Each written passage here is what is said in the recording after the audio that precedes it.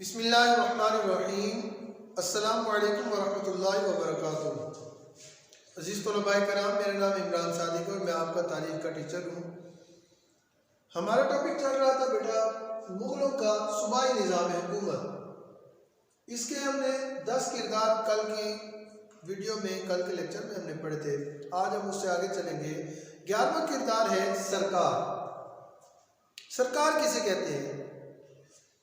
जैसे कि मैंने आपको कल बताया था कि मुग़लों ने अपनी सल्तनत को संभालने के लिए सल्तनत को सूबों में तकसीम किया था। यानी बहुत बड़ी सल्तनत थी, उसका निज़ाम एक ही कानून और एक ही तरीके से तो नहीं चलाया जा सकता था। उन्होंने नीचे सूबेदार रखकर या गवर्नर रखकर एक एक सूबा बना लिया था। अब सूबा भी बहुत बड़ा होता था। अब फिर सूबे का निज़ाम चलाने के लिए सूबों को सरकारों में तकसीम कर दिया गया था। यानी सूबों को इंतज़ामी सहूलत की गाज़ से किस में तकसीम किया गया था? सरकारों में।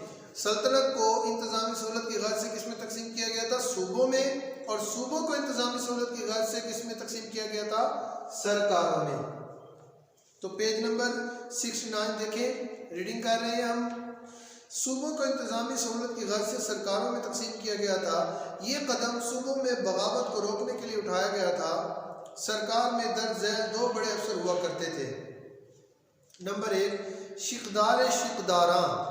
शिकदार शिकदारां सरकार में अमन व अमान के क़याम का जिम्मेदार था और इस मकसद के लिए थोड़ी सी फौज उसके मातहत हुआ करती थी और वो अपने इलाके में सरकशों की बीखकुनी करता, सरकारी अहकाम पर अमल कराता और परगने के शिकदार की निगरानी करता था।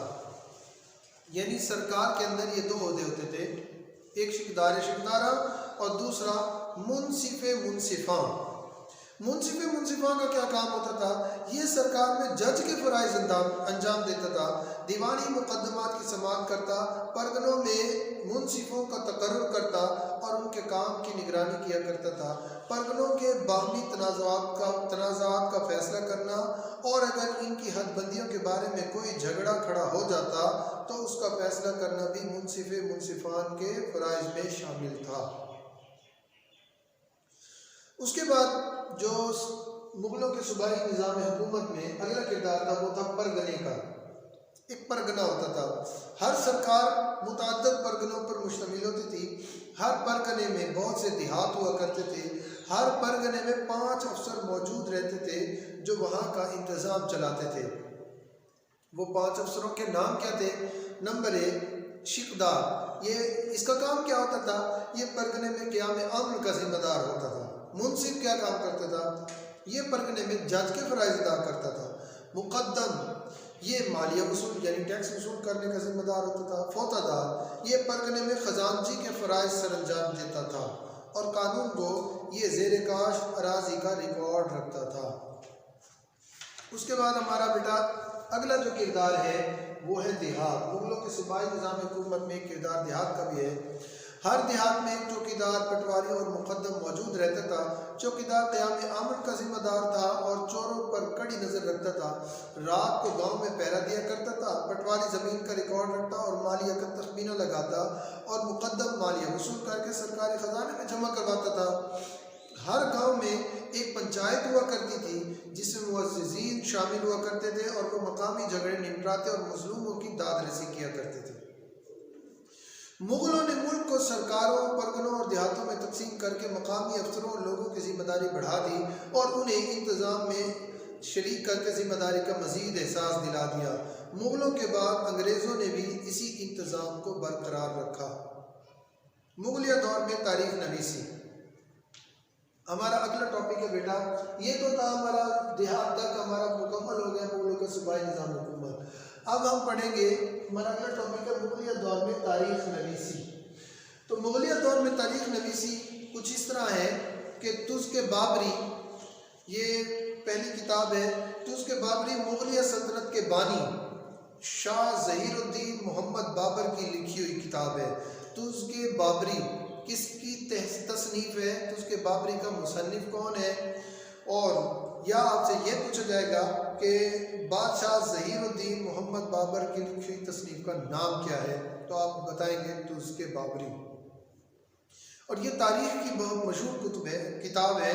बाबर ने इस किताब में उस वक़्त के हालात और मुशाहिदात बयान किए हैं। इस किताब से हमें बाबर के दौर के हालात, वाक़यात और तारीख़ का इल्म होता है। इस किताब का शुमार उस दौर की मुस्तनद किताबों में होता है, यानी सनद याफ्ता किताबों में होता है। नंबर 2, ये तारीख़ की पहली किताब का नाम है तो उसके बाबरी। बादशाह मोहम्मद ज़हीरुद्दीन मोहम्मद बाबर ने ये किताब लिखी। दूसरी किताब है तुज़्के जहांगीरी, ये भी तारीख़ की किताब है। मशहूर मुग़ल बादशाह नूरुद्दीन मोहम्मद जहांगीर ने अपनी सवानिह हयात यानी अपनी ज़िंदगी के हालात और वाक़यात उसने खुद लिखे और उसका नाम रखा तुज़्के जहांगीरी। ये भी अपने दौर के वक्त के हिसाब से, अपने वक्त के हिसाब से, अपने दौर के हिसाब से इसके अंदर भी हालात और वाक़यात बयान किए गए और पता चलता है कि उस वक़्त मुग़ल सल्तनत के हालात और वाक़यात क्या थे। इसके अलावा दीगर मुग़ल बादशाहों ने भी अपने अपने वक्त की तारीख़ बड़े एहतमाम से लिखवाई। ये मुग़ल दौर की 2 अहम तारीख़ की कुतुब हैं। नंबर 1 तुज़्के बाबरी और तुज़्के जहांगीरी, जो मुग़ल बादशाहों ने खुद लिखी। ये तो बानी मुग़ल सल्तनत के बानी ने लिखी और ये मुग़ल मशहूर बादशाह ने तुज़्के जहांगीरी की किताब लिखी। इसके अलावा तारीख़ की दीगर कुतुब भी हैं मुग़लिया दौर हुकूमत की, वो हम पढ़ते हैं। मुग़लिया दौर की दीगर तारीख़ की मशहूर कुतुब में हुमायूंनामा, अकबरनामा और बादशाहनामा वग़ैरह शामिल हैं। ये इंतहाई अहम तारीख़ की कुतुब है।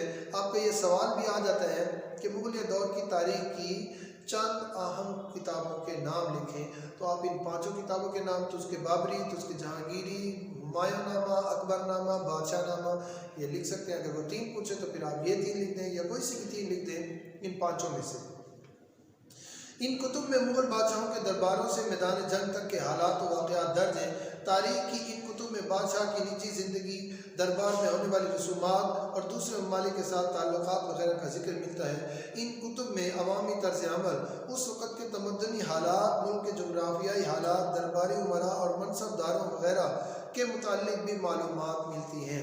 यानी इन कुतुब के अंदर अगरचे उन्होंने अपनी सवानिह उम्री लिखी है, मगर वो भी तो कोई कम शख्सियत ना थे, वो भी पूरी सल्तनत के बादशाह थे। उन्होंने पूरी सल्तनत के अंदर आने वाले हालात और वाक़यात इसके अंदर लिखे। इस तरह उनके दौर के हालात भी इनसे मिलते हैं। तो ये था हमारा तीसरा तारीख़ का चैप्टर जो आज मुकम्मल हुआ।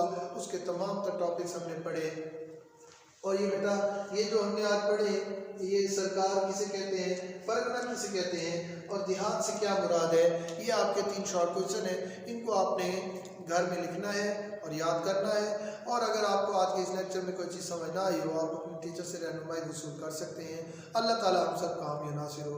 अस्सलामु अलैकुम वरहमतुल्लाहि वबरकातुहू।